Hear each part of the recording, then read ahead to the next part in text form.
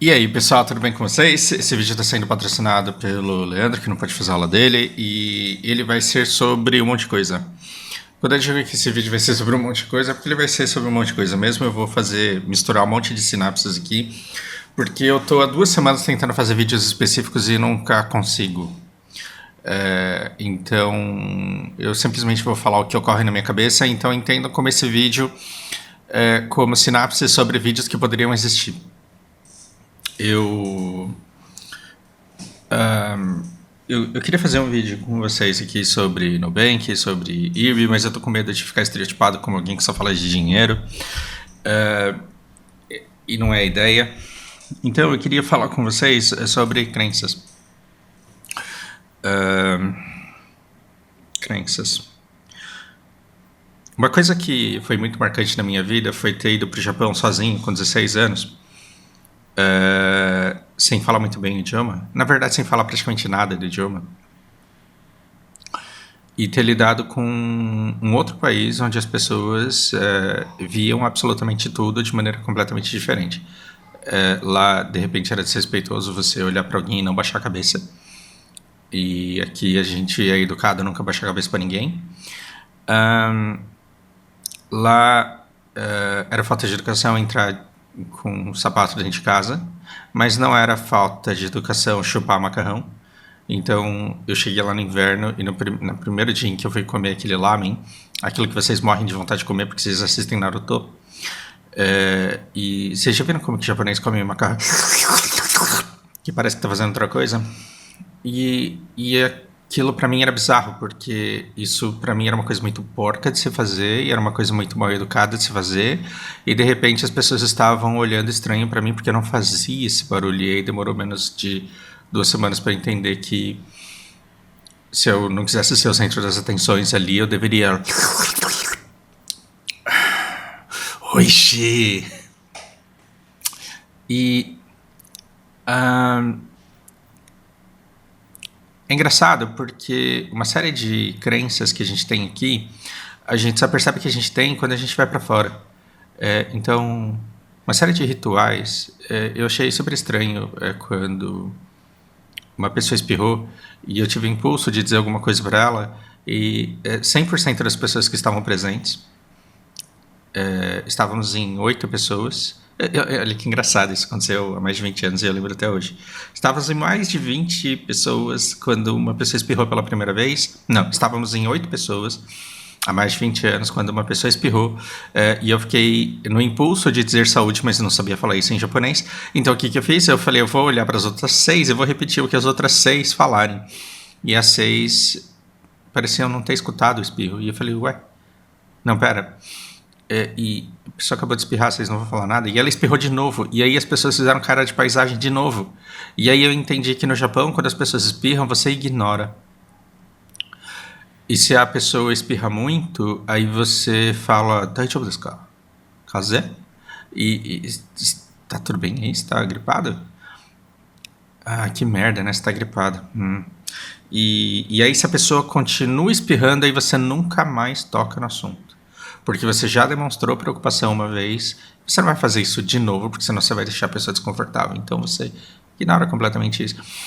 E eu falo, nossa, tem muita coisa que é cultural, tem muita coisa que não é natural. Eu achava até então que era natural você desejar saúde para alguém que espirra, mas não. Isso é uma construção social nossa. Então, nas primeiras vezes em que eu achei graça em alguém ser gay, e eu quis fazer piada sobre isso, as pessoas não é que me recriminaram por eu ser homofóbico, as pessoas não entenderam por que eu achava aquilo engraçado. Não estou dizendo que o Japão não seja uma sociedade homofóbica. Estou dizendo que a homofobia, ela vem de maneira muito pior do que o humor. De fato, as pessoas não acham graça nisso. E não se chocam quando você chama a mãe de alguém de puta, e não se chocam acerca de um monte de coisa. E lembra que eu vivo citando os Vikings aqui como, né, uma partida, um ponto de partida de reflexão a respeito de fé, que quando você fica muito tempo no meio dos Vikings é muito difícil você não enxergar Thor e Odin. E se entra um Athelstan na nossa igreja católica, não demora muito até que ele consegue enxergar e sentir a presença de Jesus. Pois é. Em determinadas comunidades, você não mistura leite com manga e você não fica perto dos espelhos quando chove e você não toma banho e nem entra na piscina depois de comer mortadela. E se você me perguntar se essas coisas fazem sentido, eu diria que não, mas eu também vivo dizendo para vocês que no Rio de Janeiro a palavra certa é biscoito. Se você não quiser que todo mundo pare de conversar para atacar o seu bolacha. Você gera ruído quando você fala bolacha no Rio, porque as pessoas esquecem o que tem biscoito e começam a falar só do seu sotaque. Então, quando você vai para um lugar onde ninguém toma banho depois de comer mortadela, você come a mortadela e espera um pouco para entrar na piscina. Para quê? Para evitar ruído. A nossa vida é sobre não só saber qual é o certo, mas entender aquilo que é visto como verdade no lugar onde a gente está. É como se você fosse na Paulista, em meio a bolsonaristas e petistas se encontrando e falasse são dois bandidos arrombados. Você vai apanhar dos dois lados. Se bem que talvez eles gostem mais de você do que o que está do outro lado, porque eles enxergam como demônio mesmo, e isso é uma grande pena. Achar que o problema é o cara que está na manifestação contrária. Isso é um grande desperdício de potencial de união de povo. Quando a gente vai todo domingo para uma igreja e fica escutando que existe o demônio, que o demônio está dentro do corpo da pessoa e que o demônio foi de fato expulso pelo pastor quando ele demonstrou o poder e quando ele convocou toda a oração e colocou as doações e coletou as doações ali para que com aquele dinheiro e com muita fé conseguir expulsar o demônio, é muito difícil você chegar ali dentro e dizer que não.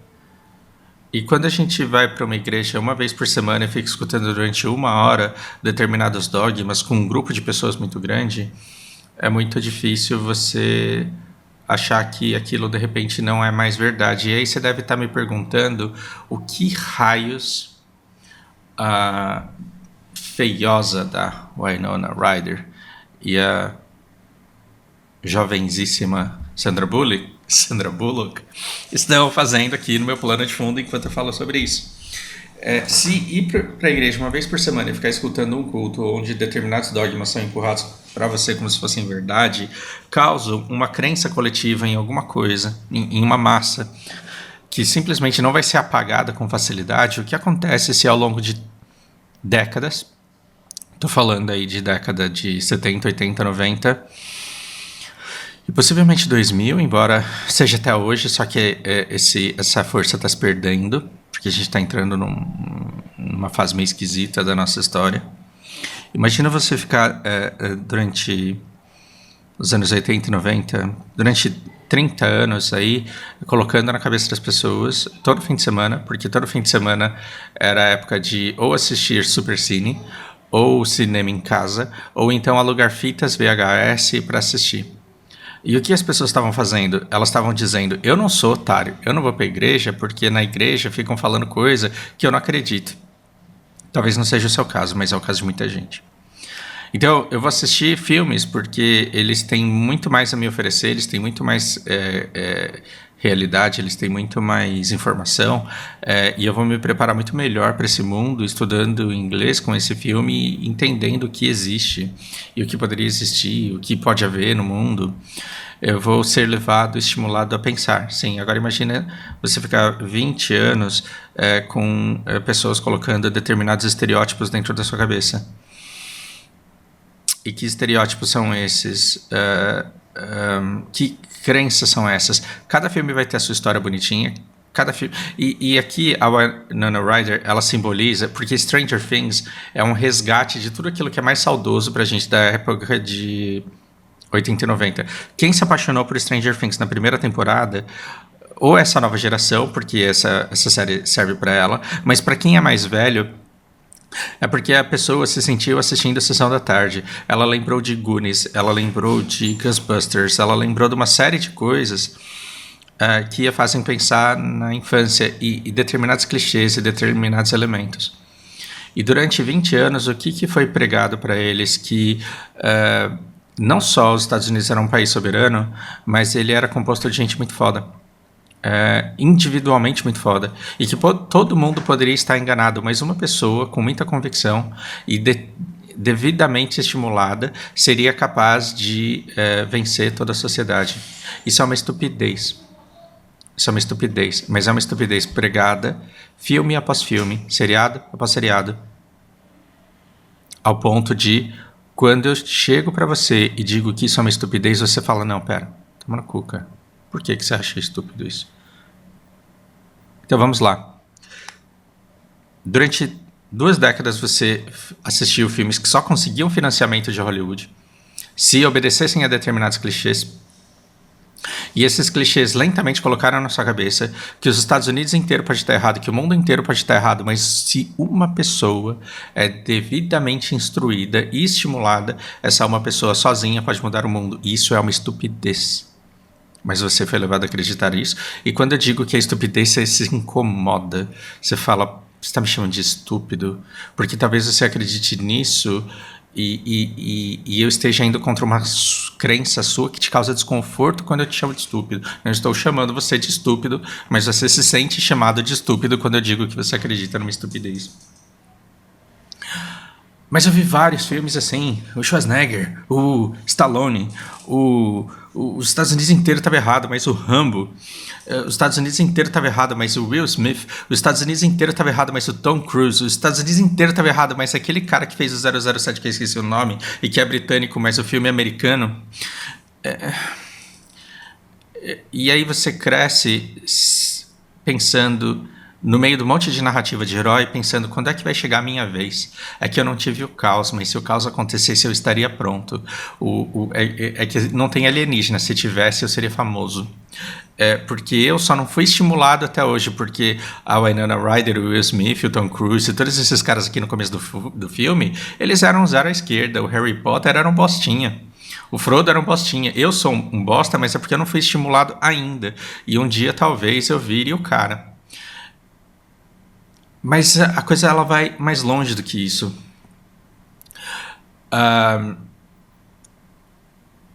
Não só a sociedade americana ela é composta por pessoas fortemente armadas e indivíduos inúteis e ridículos, mas todos eles um Rambo em potencial, todos eles um Tom Cruise e um Will Smith em potencial.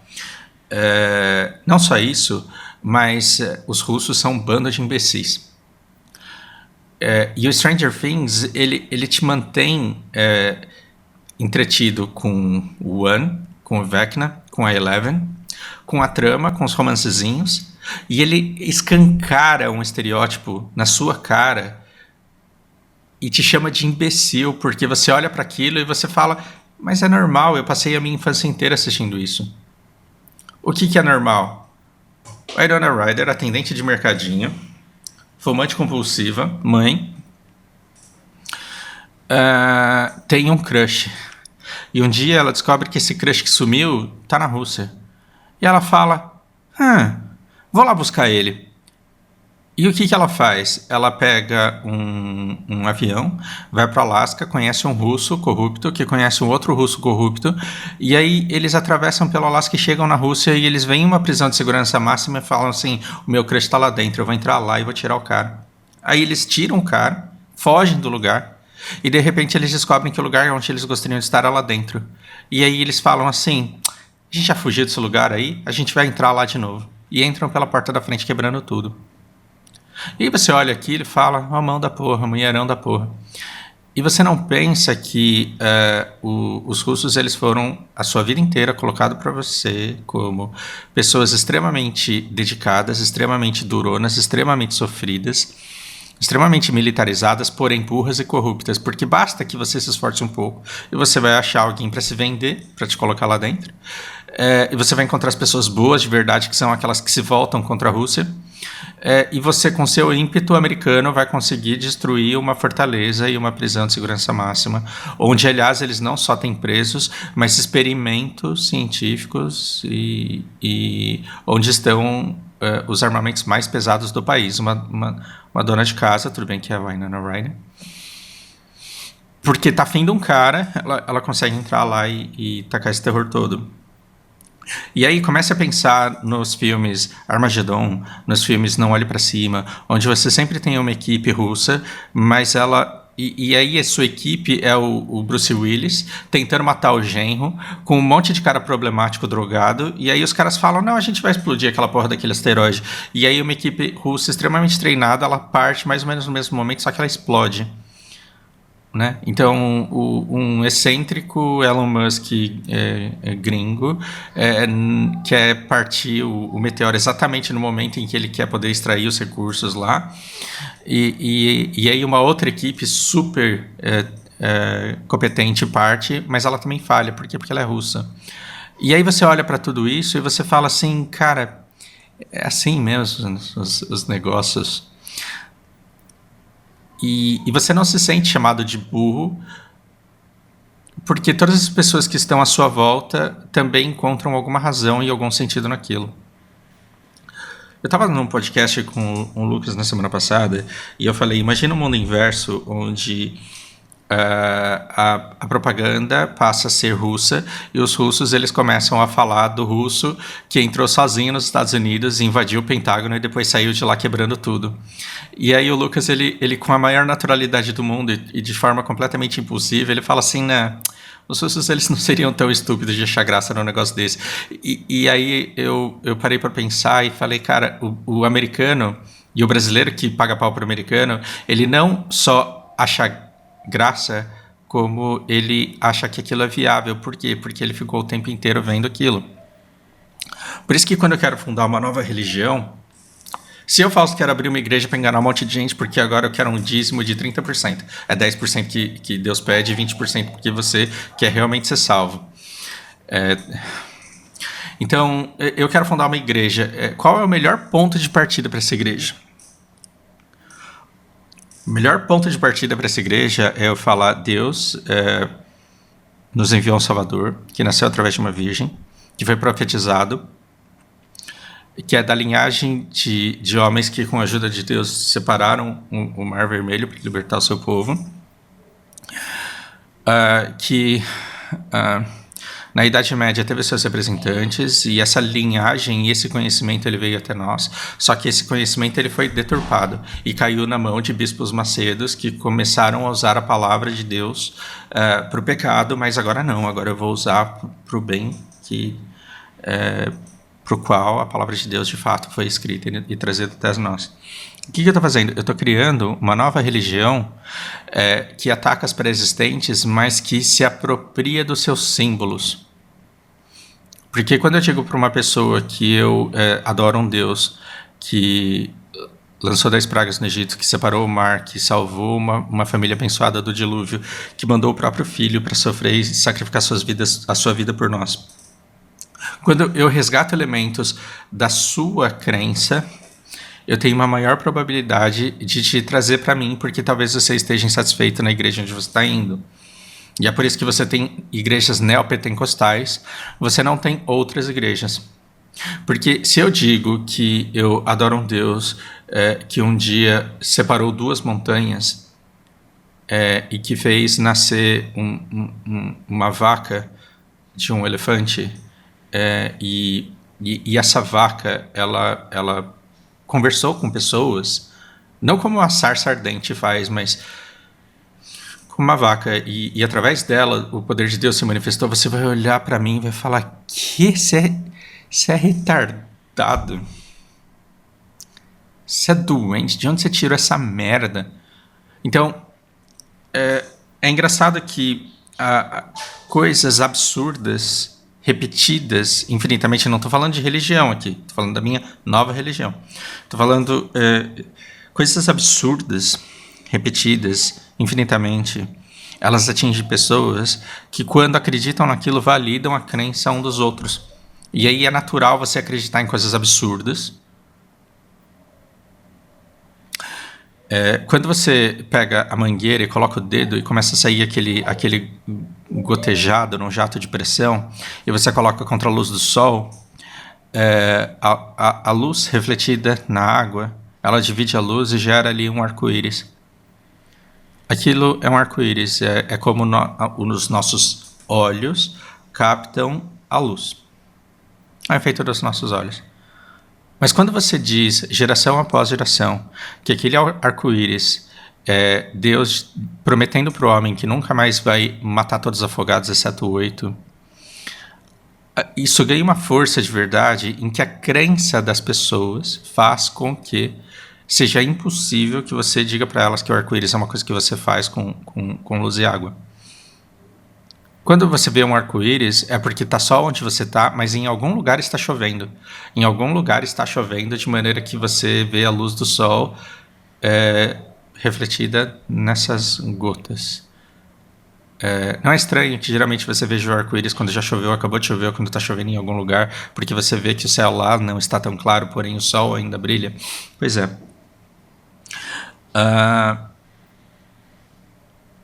Estou dizendo então que o arco-íris não pode ter sido usado por Deus para se comunicar com o homem? Estou dizendo nada disso. O que eu estou mostrando para você, o que eu estou tentando abrir a sua mente e estimular você a pensar, é o quanto determinadas crenças elas podem simplesmente se tornar verdades inquestionáveis, ao ponto de você aceitar que o mundo é de um jeito que você acha que é, quando na verdade o mundo não tem nada a ver com aquilo que está sendo pregado. E tanto o cristão quanto o viking que morreram machadando, espadando um ao outro, eles podem nem ter ido para o reino dos céus e nem ter ido para Valhalla. Eles podem ter ido para o plano superior de Exu, por exemplo. Ou simplesmente terem deixado de existir para sempre. E a fé e a crença, ela não torna determinadas coisas reais. E o que eu gostaria de dizer para vocês é que quem é mais imbecil hoje, o americano ou o russo? Como eu não estou falando de petista e de bolsonarista, isso não vai servir de gatilho, então você não vai começar a latir. Né? Hoje, quem é mais imbecil no mundo é o americano ou o russo? Hoje, embora militarmente mais poderoso, embora economicamente mais poderoso, o mais imbecil é o americano. Porque o americano, de fato, ele acredita que o mundo é do jeito que ele enxerga. E assim, o fato dele ter convencido grande parte da população brasileira que o mundo é de fato do jeito que ele enxerga, valida ainda mais a crença que ele tem de que o mundo é de fato do jeito que ele enxerga. E nisso estão todas enganadas. E isso é um grande perigo. Então, o que você tem hoje? Você tem recursos escassos e você tem uma diferente distribuição dessa riqueza e você tem diferentes poderes controlando a distribuição dessa riqueza. Hoje, aliás, nesse fim de semana, quando eu vi essa notícia aqui, eu fiquei extremamente aliviado. Por quê? Porque a gente quase passou perto de ter uma catástrofe alimentar no mundo. A gente passou muito perto de ter uma catástrofe alimentar no mundo. E aí o que aconteceu? Ucrânia e Rússia fizeram um acordo e agora eles vão fazer o escoamento da comida que eles têm lá para vender. O que isso significa? Significa que um dos lados ganhou a guerra? Não. Significa que um está querendo bem do outro? Não. Significa que o tabuleiro de xadrez ele está tão intrincado que alguma coisa precisa ser feita para evitar uma catástrofe, um colapso muito maior. Então, o que acontece? A Ucrânia precisa de recursos e ela está com comida estragando. A Rússia ela tem também recursos, ela também está com comida estragando. Se a Ucrânia não vende essa comida vai apodrecer e não vai virar riqueza que ela precisa para sustentar nessa guerra. E se a Rússia deixa essa comida apodrecer, muita gente começa a morrer de fome no mundo e todo mundo vai olhar para a Rússia e vai falar: a culpa é daquela guerra que está acontecendo ali. A culpa é daquela guerra que está acontecendo ali, a gente não pode deixar que essa guerra continue. E nós queremos, a Rússia quer que essa guerra deixe de existir? Não, a Rússia quer que essa guerra perdure. Então o que acontece? Os dois entram num acordo e falam: tá bom, vai para vender esse negócio aí que você tem para vender. E aí de repente a Ucrânia e a Rússia elas vão começar a colocar comida no mercado. Imediatamente o que acontece com o preço do trigo? O preço do trigo que já vinha caindo porque o mundo já começava a acreditar que eles chegariam nesse acordo. Aqui não se sabia. Aqui tava todo mundo falando que merda é que vai dar. Aqui eles começaram a ter indícios de que eles entrariam num acordo e que eles não iam ser doidos de deixar a comida estragar. E agora quando eles finalmente falam, galera, a gente vai vender para vocês e tá tudo bem, o que acontece com o preço do trigo? Ele cai ainda mais. Mas você foi levado a acreditar que nós vivemos num mundo onde uma pessoa sozinha, ela influencia tudo. Por quê? Porque ela tem a canetada e ela tem o poder e ela quer. E nos Estados Unidos, quando você pergunta para um americano por que é que ele está pagando tão caro no pão, quando você pergunta para um americano por que é que ele está pagando tão caro no macarrão, sabe o que ele fala? Ele fala para você, Biden. These people are stupid because they elected Biden. E aí, assim, você fala, caralho, velho. Os caras realmente acreditam que o macarrão e o pão tá caro porque teve gente estúpida que votou no Biden. Que loucura, cara. E aí você fala, não, pera, mas meu país... Então, é engraçado porque agora, tanto Biden quanto Bolsonaro... Eles vão falar, e aí, vocês não ficaram me xingando que o pão tava caro? E agora? Agora é graças a mim, né? Não? Fui eu fiz o preço baixar, tá ok? E aí como que você vai falar que não? Você que ficou acusando o cara de ser o único responsável do preço durante todo esse tempo, como que você vai falar que ele não tem o mérito de ter derrubado o preço? Então, o que acontece? Depois de várias catástrofes climáticas, depois de pandemia, não que a pandemia tenha totalmente cessado, mas você que antes comprava um óleo de soja por R$3 e de repente você chegou no mercado e estava custando mais de 10, você falou esse filho da puta do Bolsonaro é porque tem muito imbecil para votar num cara desse mesmo.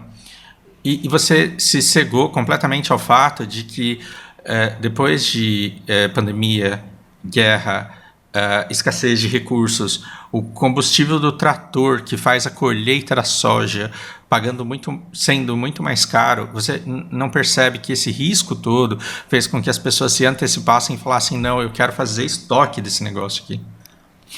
E aí agora as coisas tendem à normalidade. Então o que você percebe? Que o gás natural não, porque, né, afinal de contas, é o principal artigo de exportação ali da Rússia. Mas quando você...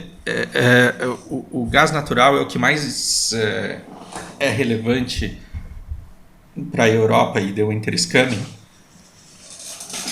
Mas quando você olha até para o preço da gasolina, o que você fala? Foi o mito, e aí derrama a gasolina no chão, falando que foi graças ao presidente que o preço da gasolina caiu.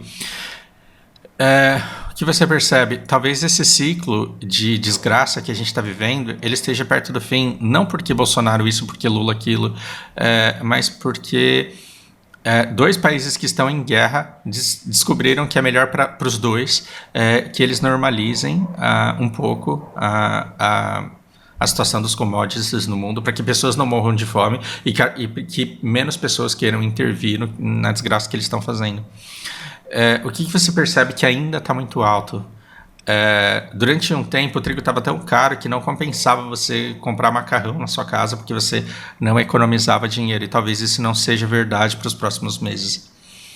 Talvez caia o preço do macarrão e talvez o preço do arroz continue subindo, e talvez a dieta básica da população ela mude, porque a gente vai descobrindo como substituir um pelo outro de acordo com aquilo que vale mais a pena. E isso daqui, muito provavelmente, são os chineses falando, cara, a gente está com muita gente pegando Covid, a gente não sabe como que vai ser a próxima colheita, então vamos aproveitar que as coisas estão incertas e vamos estocar.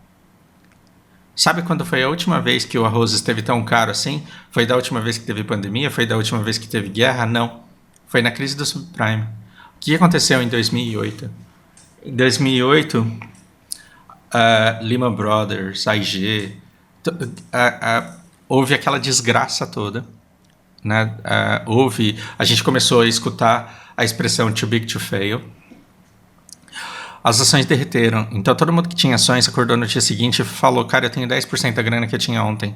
Todo mundo que tinha REITs, todo mundo que tinha pedaços de empresas descobriu que estava perdendo grana, e você olhava no horizonte e achava que o mundo ia parar e que as pessoas morreriam na escassez. E o que aconteceu nessa época? As pessoas elas começaram a correr a levar os seus recursos para aquilo que de fato tinha valor num cenário de colapso econômico. Ou seja, no próximo colapso econômico que tiver, você acha que é a Bitcoin que vai disparar? Não, muito provavelmente vai ser o arroz. Você tem lugar para guardar 300 mil toneladas de arroz na sua casa? Talvez não tenha. Então, dificilmente você vai conseguir correr para reservar, para preservar o valor. O cara que comprou arroz aqui se lascou? Sim, se lascou, porque logo depois o preço caiu. Porque aqui você tinha todo mundo que tinha arroz guardado querendo vender, porque ia estragar. E aí? Se você não vender agora, o que vai acontecer com esse arroz aqui? Mas nesse momento o cara tomou a decisão que ele achava mais prudente para o momento da vida dele. E o que a China está fazendo agora? Nesse momento ela está falando a coisa mais prudente neste momento talvez seja estocar comida para um longo inverno pandêmico que eu posso ter aqui na minha terra. Significa que a China vai continuar para sempre comprando arroz caro do jeito que ela está comprando? Talvez não.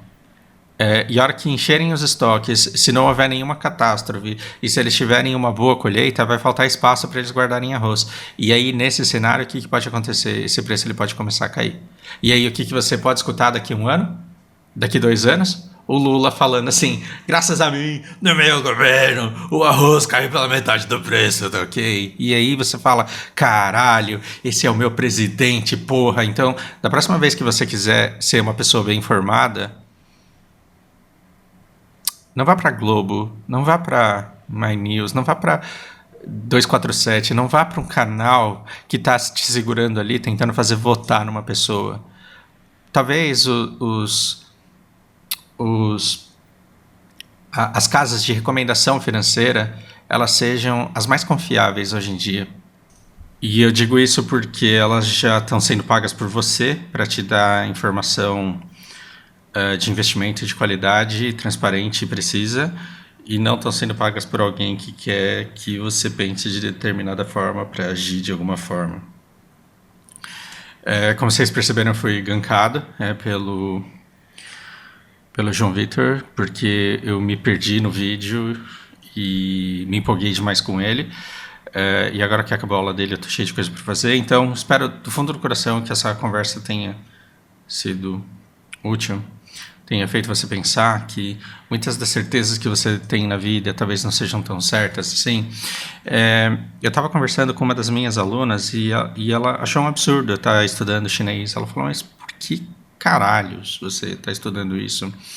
E eu falei, porque eu acho que vai ter uma mudança no centro do mundo. E do mesmo jeito que a gente tem muitas empresas que são americanas e que são vendidas para grupos europeus, eu acho que quando menos a gente esperar, a gente vai ter uns grupos chineses muito grandes, simplesmente comprando as empresas que já estão prontas, e eles não vão chegar querendo que a gente aprenda chinês, mas talvez saber chinês crie para a gente algumas oportunidades. E aí ela começou quase que latir. Mas chinês é comunista, mas chinês é... E aí ela deu uma travada, e depois eu ajudei ela a pensar que talvez a única coisa que ela pense sobre a China é aquilo que ela escuta nos canais que são contra o comunismo, porque usam a China como espantalho para dizer que ela é culpada de tudo que acontece de ruim no mundo. E o motivo pelo qual você não gosta da China talvez seja o motivo pelo qual você não gosta de militar russo. Talvez seja porque eles são os vilões de Stranger Things, e talvez porque eles sejam aqueles caras maus que batem na cara do Rocky Balboa. E talvez você, por apego àquelas crenças que te são confortáveis, não esteja enxergando um mar de possibilidades e oportunidades, e talvez você não esteja enxergando mais de metade da população do planeta como seres humanos que eles são. Talvez você esteja reduzindo mais de metade da população do planeta a um estereótipo de Hollywood, e isso seria uma grande pena. Seria passar por esse mundo sem conhecê-lo minimamente nos seus conceitos mais básicos. Então fica aqui o convite para essa curiosidade, para saber quem são os russos de verdade que vivem na Rússia e que não estão naquela prisão de segurança máxima que a gente invadiu só porque deu na nossa telha. E quem são os chineses de verdade, que não são os comedores de cachorro e morcego que mandam vírus para o mundo inteiro. Quem são essas pessoas que a gente desumaniza e não quer saber quem são, porque as pessoas que valem a pena serem conhecidas estão nos Estados Unidos e na Europa? Fica aqui o convite. Se ele estiver incomodando, é porque eu consegui o que eu queria. E agora eu tô cheio de coisa pra fazer, então eu preciso encerrar. Por hora é isso e um grande abraço.